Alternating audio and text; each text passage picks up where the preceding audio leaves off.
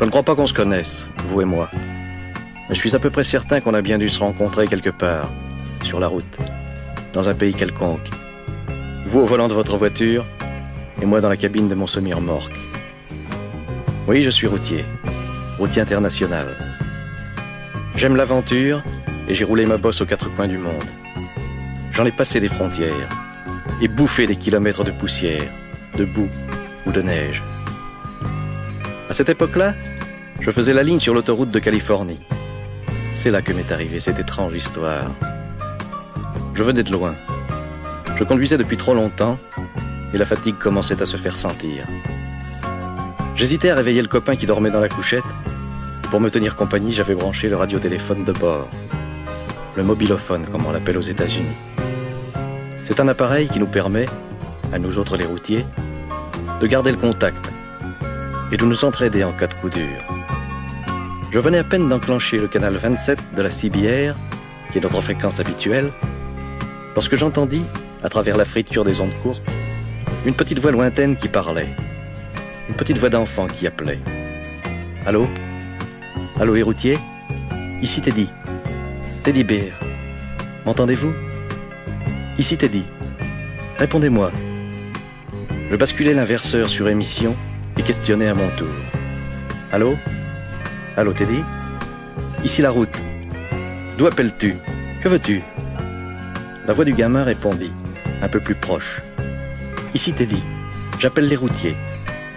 Je t'entends Teddy, que veux-tu? Je suis tout seul, je m'ennuie, et je voudrais parler un peu avec vous. Je vous appelle avec le radiotéléphone de mon papa. Cet été, nous avons eu un très grave accident, et je suis toujours dans mon lit. Le docteur dit que je pourrai remarcher un jour, et que ce sera sûrement très long. J'habite une maison tout près de l'autoroute. Je suis souvent seul le soir, car maman est serveuse dans un motel pour nous faire vivre. J'ai perdu mon papa dans l'accident qui a détruit son camion et qui m'a cloué au lit. Il m'emmenait de temps en temps pour des petites courses. Mais maintenant, il ne vient plus jamais de routier par ici. Alors j'essaie de vous accrocher, avec le radiotéléphone qui nous reste, pour vous parler un petit peu, quand vous passez sur l'autoroute. Je ne suis pas une fillette, mais il me sembla soudain que mes yeux se brouillaient, et que j'y voyais moins bien. J'arrêtai le moteur au premier embranchement venu et je sortis ma carte. Dis-moi Teddy, où habites-tu exactement? Le petit me situa sa maison. J'avais de l'avance sur l'horaire, je remis en marche et je sortis de l'autoroute. Bien que j'ai foncé pour arriver chez lui, je n'étais pourtant pas le premier. Bon sang, 6 énormes bahuts m'y attendaient. 6 copains avaient entendu notre conversation et m'avaient devancé. D'autres arrivaient encore. Je réveillais mon coéquipier qui n'en croyait pas ses yeux. On est tous entrés. On a sorti Teddy de son petit lit, et ce fut vraiment la fête. Chacun voulait le porter, l'asseoir derrière son volant, le cajoler. Le gosse rayonnait. On lui donnait un tas de bricoles qu'on avait dans nos cabines, et puis il fallut bien penser à repartir. Je le remis dans son lit, après l'avoir embrassé une dernière fois. Je grimpai sur mon siège, et je tirai le démarreur. J'ai vu plus d'un dur qui détournait la tête.